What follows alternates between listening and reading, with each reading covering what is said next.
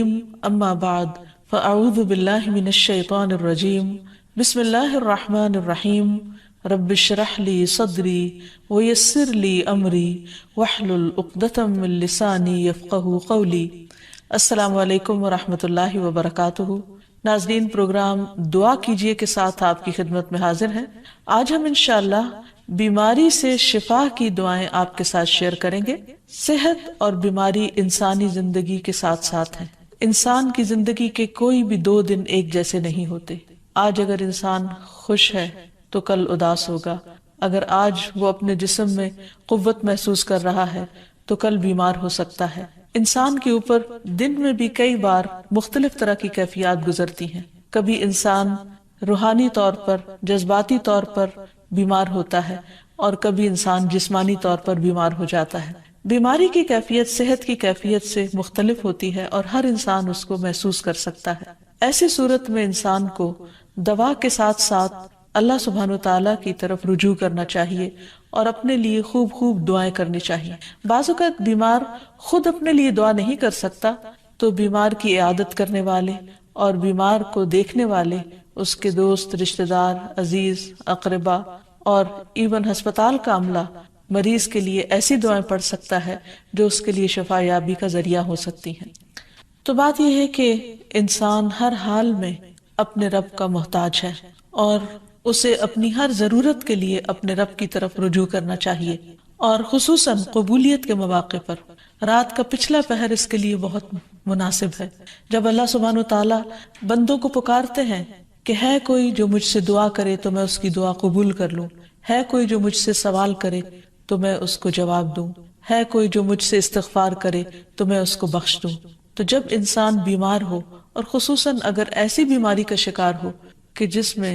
بظاہر شفا کی کوئی امید نہ ہو، تو اسے اور بھی زیادہ خشوع و خضوع کے ساتھ اور ایسے اوقات میں اللہ تعالیٰ کی طرف رجوع کرنا چاہیے کہ جلد از جلد صحت یابی ہو سکے۔ اور اس سلسلے میں کبھی بھی انسان کو اللہ تعالیٰ سے مایوس نہیں ہونا چاہیے۔ پھر یہ بات یاد رہے کہ جب انسان دعا کرے تو اس سے پہلے اللہ سبحانہ وتعالیٰ کی تعریف کے کلمات کہنا نہ بھولے۔ تو آئیے آج ہم آپ کو دعا کرنے سے پہلے کچھ نئے کلمات بتائیں گے جو اللہ سبحانہ وتعالیٰ کی حمد و ثنا پر مبنی ہیں۔ ربنا لک الحمد ملء السماوات والارض وملء ما شئت من شيء بعد اهل الثناء والمجد احق ما قال العبد وكلنا لك عبد اللهم لا مانع لما اعطيت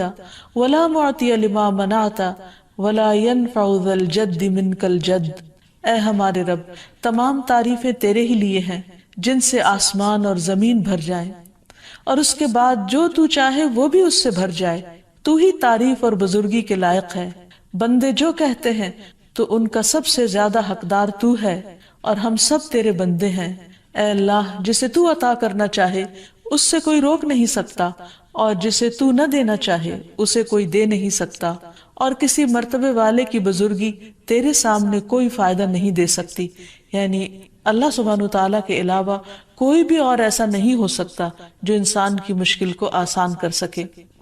تو آئیے اس کے ساتھ ہم دیکھتے ہیں کہ بیماری کے اسباب کیا ہوتے ہیں، بیماریاں کیوں آتی ہیں۔ سب سے پہلی بات تو یہ کہ بیماری اللہ کے اذن سے آتی ہے۔ جب تک اللہ سبحانہ وتعالیٰ کا اذن نہ ہو، انسان پر کوئی کسی قسم کی مشکل آ نہیں سکتی۔ قرآن مجید میں آتا ہے ما اصاب من مصیبت الا باذن اللہ، جو بھی مصیبت آتی ہے وہ اللہ کے اذن سے آتی ہے اور وہ تقدیر کا حصہ ہوتی ہے، اور اس میں اللہ سبحانہ وتعالیٰ کی حکمت اور مشیت کار فرما ہوتی ہے۔ اور وہ کیا ہو سکتی ہے؟ مثلاً اللہ تعالیٰ کسی بندے کے ساتھ بھلائی کا ارادہ کرتے ہیں، اس کے گناہ معاف کرنا چاہتے ہیں، اس کو کسی خاص چیز کی سمجھ دینا چاہتے ہیں تو اسے تکلیف میں مبتلا کر دیتے ہیں۔ کیونکہ بعض اوقات انسان زندگی میں اتنا مصروف ہوتا ہے اپنے روزانہ کے روٹین کے کاموں میں کہ وہ ٹھہر کر، رک کر، خاموشی کے ساتھ وقفہ لیے بغیر کوئی ایسی بات سوچتا نہیں کہ جو اسے سوچنی چاہیے، جو اللہ تعالیٰ چاہتے ہیں کہ وہ سوچے۔ تو جب انسان بیمار ہو جاتا ہے تو ایک اور کنڈیشن میں آ جاتا ہے، وہ آرام کی کیفیت میں آ جاتا ہے۔ ایسی صورت میں انسان کو وہ باتیں بھی سوچنے کا موقع مل جاتا ہے جو عام طور پر وہ نہیں سوچتا۔ پھر اسی طرح ہمیں ہمارا دین یہ بھی بتاتا ہے کہ بعض اوقات انسان پر بیماری یا کوئی بھی تکلیف اس کے اپنے ہاتھوں کی کمائی سے آتی ہے، یعنی اس کا اپنا کوئی گناہ یا قصور ہوتا ہے جس کی بنا پر اسے وہ تکلیف پہنچتی ہے۔ قرآن مجید میں آتا ہے وَمَا أَصَابَكُم مِّن مُّصِيبَةٍ فَبِمَا كَسَبَتْ أَيْدِيكُمْ وَيَعْفُو عَن كَثِيرٍ، اور تمہیں جو بھی مصیبت پہنچی تو وہ اس وجہ سے ہے جو تمہارے ہاتھوں نے کمایا، اور وہ بہت سی چیزوں سے درگزر کر جاتا ہے۔ اسی طرح بعض اوقات انسان کی بیماریاں اس کے کسی گناہ کا نتیجہ ہوتی ہیں۔ عمر رضی اللہ عنہ نے جب عباس رضی اللہ عنہ سے بارش کی دعا کرنے کے لیے کہا تو انہوں نے کہا اے اللہ، بے شک مصیبتیں گناہوں کی وجہ سے ہی نازل ہوتی ہیں اور انہیں صرف توبہ ہٹا سکتی ہے۔ پھر اسی طرح ایک اور روایت میں آتا ہے رسول اللہ صلی اللہ علیہ وسلم نے فرمایا جب بھی کسی رگ یا آنکھ کو نقصان پہنچتا ہے تو وہ کسی نہ کسی گناہ کی وجہ سے ہوتا ہے، لیکن جو تکالیف اللہ تعالیٰ ویسے ہی ٹالتا رہتا ہے وہ کہیں زیادہ ہو جاتی ہیں۔ پھر اسی طرح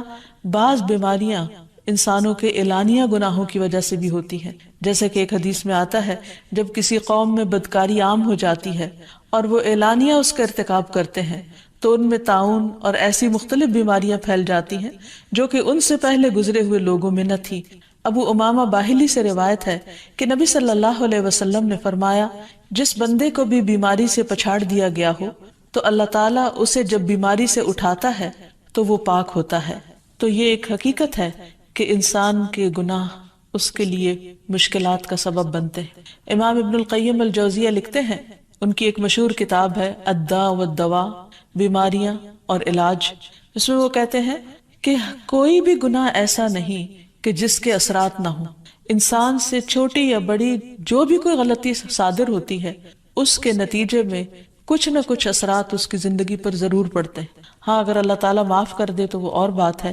ورنہ ہر گناہ کی ایک تاثیر ہوتی ہے، اور ان تاثیرات میں سے ایک چیز یہ ہے کہ انسان مختلف قسم کی بیماریوں میں مبتلا ہو جاتا ہے۔ اسی لیے ہم دیکھتے ہیں کہ جب انسان بیماری میں مبتلا ہوتا ہے تو اللہ تعالیٰ اس بیماری کو اس کے گناہوں کا کفارہ بنا دیتے ہیں۔ جیسے حدیث میں آتا ہے کہ جس مسلمان کو کانٹا چبھے یا اس سے زیادہ کوئی تکلیف پہنچتی ہے تو اللہ تعالیٰ اس کے ذریعے اس کے گناہوں کو اس طرح دور کر دیتا ہے جس طرح درخت سے اس کے پتے جھڑتے ہیں۔ تو اس سے ہمیں یہ پتہ چلتا ہے کہ بیماریوں کے آنے کے مختلف اسباب ہوتے ہیں۔ بیماری بہرحال جس بھی وجہ سے آئے، لیکن اصل چیز دیکھنے کی یہ ہے کہ مومن کا رویہ کیا ہے۔ مومن کو اگر کوئی کانٹا بھی چبھتا ہے تو وہ اس پر صبر کرتا ہے۔ اس لیے بیماری یا تکلیف کے آنے پر انسان کو اللہ سے راضی رہنا چاہیے، شکوہ نہیں کرنا چاہیے، کیونکہ جو اللہ سے راضی ہو جاتا ہے کسی آزمائش پر، اللہ تعالیٰ بھی اس سے راضی ہو جاتا ہے۔ پھر اسی طرح اللہ تعالیٰ کا شکر ادا کرنا چاہیے،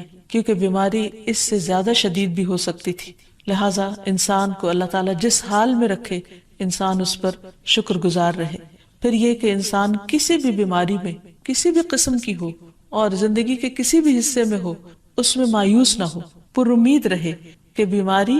دور ہو جائے گی۔ پھر اسی طرح اگر بیماری طول پکڑ جائے تو انسان کو گھبرانا نہیں چاہیے، کیونکہ ہر گزرنے والا لمحہ انسان کے درجات میں اضافے کا سبب بنتا ہے اور اس کے گناہ مسلسل جھڑتے چلے جاتے ہیں حتیٰ کہ انسان بالکل پاک صاف ہو جاتا ہے۔ پھر اسی طرح انسان کو بیماری کی حالت میں دوسروں سے شکوے شکایات نہیں کرنے چاہیے، کیونکہ بیماری اللہ کے اذن سے آتی ہے، اور جب انسان ہر ایک کے آگے رونے لگتا ہے تو گویا وہ اللہ تعالیٰ کا شکوہ کر رہا ہوتا ہے، جو چیز اللہ تعالیٰ کو پسند نہیں۔ پھر اسی طرح منہ سے برے الفاظ نہیں نکالنے چاہیے، بیماریوں کو کوسنا نہیں چاہیے، اور پھر ایسے الفاظ نہیں ادا کرنے چاہیے کہ مجھے لگتا ہے کہ اس بیماری میں میری زندگی چلی جائے گی، یا یہ کہ کسی مریض کی عیادت کے لیے جا کر اس کو اس قسم کی بات نہیں کرنی چاہیے، خواہ کتنی ہی خطرناک بیماری کیوں نہ ہو، ہمیشہ اسے امید دلانے چاہیے، کیونکہ مایوسی کے الفاظ اور برے بھلے اور منفی قسم کی باتیں اللہ تعالیٰ کو پسند نہیں، اور انسان ویسے بھی جیسے سوچتا ہے پھر اس کے ایکشن اس کے مطابق ہونے لگتے ہیں۔ اب یہ ہے کہ انسان بیماری میں دوا ضرور کرے، کیونکہ حدیث میں آتا ہے کہ اللہ تعالیٰ نے کوئی بیماری ایسی نہیں اتاری جس کے لیے دوا نہ اتاری ہو۔ ہاں جسے معلوم ہو اسے معلوم ہوتا ہے، اور جسے نہیں معلوم ہوتا اسے نہیں معلوم ہوتا۔ بعض اوقات اللہ تعالیٰ ڈاکٹر کے دل میں ڈال دیتا ہے اور اس کا علاج اس کو سمجھ میں آ جاتا ہے، اور بعض اوقات وہ بیماری لا علاج ہوتی ہے، حالانکہ اس کا علاج موجود ہوتا ہے مگر کسی کو بھی علاج سمجھ میں نہیں آتا۔ بہرحال نوعیت کچھ بھی ہو، تو علاج ضرور کراتے رہنا چاہیے، اور کبھی مایوس نہیں ہونا چاہیے کہ اس بیماری کا علاج ہو نہیں سکتا. نہیں، ایک کے بعد ایک کوشش انسان کرتا رہے، اور جب اللہ کا اذن ہوگا بیماری دور ہو جائے گی. اور اس کے ساتھ ساتھ انسان یہ بھی یقین رکھے کہ شفا اللہ کے ہاتھ میں ہے، کسی ڈاکٹر کے ہاتھ میں نہیں، کسی انسان کے ہاتھ میں نہیں، کیونکہ جب تک اللہ کا اذن نہ ہو شفا نہیں ہو سکتی، خواہ کوئی کتنا بھی بڑا ڈاکٹر کیوں نہ ہو. اسی لیے نبی صلی اللہ علیہ وسلم کی دعاؤں کے آخر میں آتا ہے کہ لا شفا الا شفاء، کوئی شفا نہیں مگر تیری ہی شفا، یعنی جو اللہ سبحانہ وتعالی اپنے بندے کو شفا عطا کرے. پھر اسی طرح یہ ہے کہ حضرت ابراہیم علیہ السلام نے اللہ سبحانہ وتعالی کے بارے میں فرمایا تھا کہ وَإِذَا مَرِضْتُ فَهُوَ يَشْفِينِ، کہ جب میں بیمار ہوتا ہوں تو وہی مجھے شفا دیتا ہے، یعنی اللہ تعالیٰ ہی اس بیماری کو دور کرتا ہے. اسی طرح ایک اور روایت سے بھی پتہ چلتا ہے کہ شفا دراصل اللہ سبحانہ وتعالیٰ کے ہاتھ میں ہے. حضرت عائشہ سے مروی ہے کہ رسول اللہ صلی اللہ علیہ وسلم دم کیا کرتے تھے اور یہ دعا پڑھتے تھے امسح البأس رب الناس بیدک الشفاء لا یکشف الکرب الا انت، اے لوگوں کے رب تکلیف کو دور کر دے، تیرے ہی ہاتھ میں شفا ہے، تیرے سوا اس کو دور کرنے والا اور کوئی بھی نہیں. پھر اسی طرح انسان جب کسی بیمار کی عادت کے لیے جائے تو اس پر بھی دعا پڑھے اور اس کے لیے دعا کرے. رسول اللہ صلی اللہ علیہ وسلم نے فرمایا جو مسلمان کسی ایسے بیمار کی عیادت کے لیے اس کے پاس آئے جس کی موت کا وقت قریب نہ آیا ہو اور 7 مرتبہ یہ پڑھے اسأل اللہ العظیم رب العرش العظیم ان یشفی فلانا من وجعہ،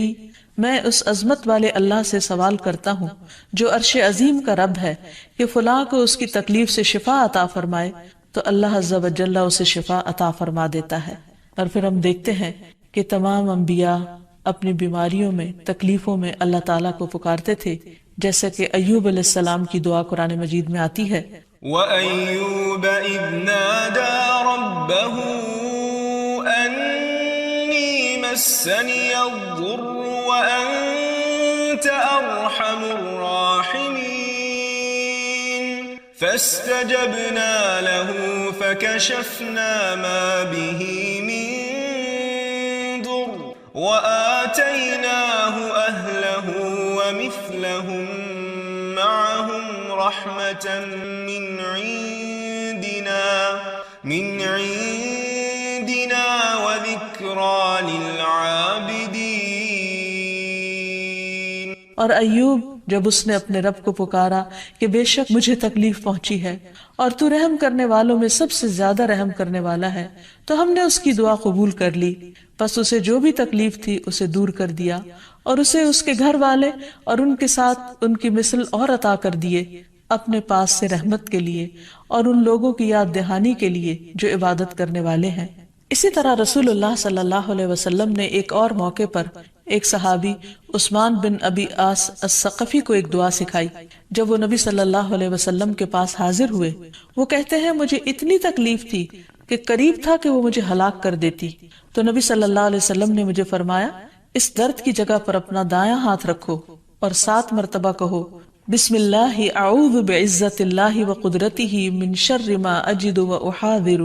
اللہ کے نام کے ساتھ میں پناہ مانگتا ہوں اللہ کی عزت کی اور اس کی قدرت کی اس شر سے جو میں محسوس کرتا ہوں، یعنی اس تکلیف سے بچنے کے لیے جو مجھے محسوس ہو رہی ہے اور جس سے میں خوف محسوس کرتا ہوں. عثمان کہتے ہیں کہ جب میں نے یہ پڑھا تو اللہ سبحانہ وتعالیٰ نے مجھے شفا عطا کر دی. پھر اسی طرح ہر بیماری سے شفا کی دعا نبی صلی اللہ علیہ وسلم نے سکھائی. عبداللہ بن عباس سے مروی ہے کہ نبی اکرم صلی اللہ علیہ وسلم نے فرمایا جب کوئی شخص کسی ایسے مریض کی عیادت کرے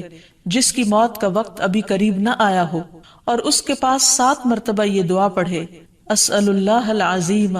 رب العرش العظیم ان یشفیک، میں عظمت والے اللہ جو عرش عظیم کا رب ہے اس سے دعا کرتا ہوں کہ وہ تمہیں شفا عطا کرے، تو اللہ تعالیٰ اسے اس مرض سے شفا عطا کر دے گا. پھر اسی طرح نبی صلی اللہ علیہ وسلم اگر کسی کو کوئی پھوڑا بنسی ہوتی تو اپنے لعاب دہن کے ساتھ زمین کی مٹی تھوڑی سی لے کر اس درد تکلیف والی جگہ پر لگاتے تو اس سے بھی شفا ہوتی. حضرت عائشہ کہتی ہیں کہ جب کسی انسان کے عضو میں کوئی تکلیف ہوتی، پھوڑا یا زخم ہوتا، تو نبی صلی اللہ علیہ وسلم اپنی انگلی اس طرح رکھتے، اور سفیان جو راوی ہیں انہوں نے اپنی شہادت کی انگلی زمین پر رکھی، پھر اسے اٹھا کر فرمایا بسم اللہ تربت اردنا بریقت بعدنا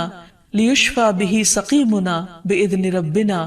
اللہ کے نام کے ساتھ ہماری زمین کی مٹی ہمارے رب کے حکم سے ہم میں سے بعض کے تھوک کے ساتھ ہمارے بیمار کو شفا دی جائے۔ یعنی لعاب دہن کا اپنا ایک اثر ہوتا ہے، اور لعاب دہن جو ہے ایک طرح سے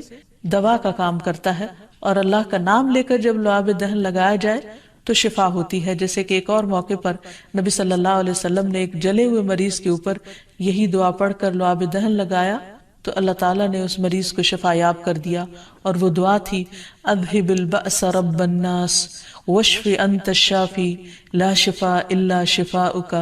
شفاء لا یغادر سقما۔ پھر اسی طرح ایک موقع پر ایک قبیلے کے سردار کو جب بچھو نے کاٹ لیا اور اس کے جسم میں زہر پھیل گیا تو ایک صحابی نے سورۃ الفاتحہ پڑھ کر اس پر دم کیا تو اس سے اس کو شفا ہو گئی، اور یہ بات جب نبی صلی اللہ علیہ وسلم کو بتائی گئی تو آپ اس پر خوش ہوئے۔ اور سورۃ فاتحہ سب لوگوں کو آتی ہے، اسی لیے اس کا نام سورۃ الشفا بھی ہے، کیونکہ یہ بیماری میں بطور علاج پڑھی جاتی ہے مریض پر، مریض خود بھی پڑھ سکتا ہے اور اس کے اٹینڈنٹس بھی اس پر پڑھ سکتے ہیں۔ حضرت علی رضی اللہ تعالیٰ عنہ کہتے ہیں کہ نبی صلی اللہ علیہ وسلم کو بچھو نے ڈس لیا اور آپ نماز پڑھ رہے تھے۔ جب آپ نماز سے فارغ ہوئے تو آپ نے فرمایا اللہ تعالیٰ بچھو پر لعنت کرے، یہ نہ نمازی کو چھوڑتا ہے نہ کسی اور کو۔ پھر آپ نے پانی اور نمک منگوایا،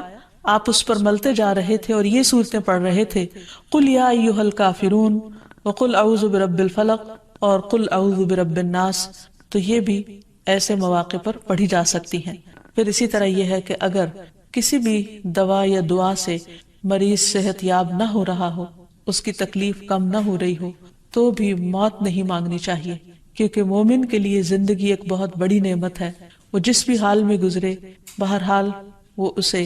آخرت کمانے کا ذریعہ بنا سکتا ہے۔ یعنی اگر وہ تکلیف میں اس کی زندگی گزر رہی ہے اور اس پر وہ صبر کر رہا ہے اور اللہ کو یاد کر رہا ہے تو اس کے بے پناہ درجات بلند ہونے کا ذریعہ ہے، یعنی یہ بیماری اس کے لیے بلندی درجات کا ذریعہ بن جاتی ہے۔ اس لیے کبھی بھی موت نہیں مانگنی چاہیے۔ ہاں اگر تکلیف حد سے بڑھ جائے تو انسان یہ دعا مانگ سکتا ہے اللہم احینی ما کانت الحیات خیرا لی وتوفنی اذا کانت الوفات خیرا لی، اے اللہ جب تک میرے لیے زندگی بہتر ہو مجھے زندہ رکھ، اور جب میرے لیے وفات بہتر ہو تو مجھے وفات دے دے۔ تو اللہ تعالیٰ سے دعا ہے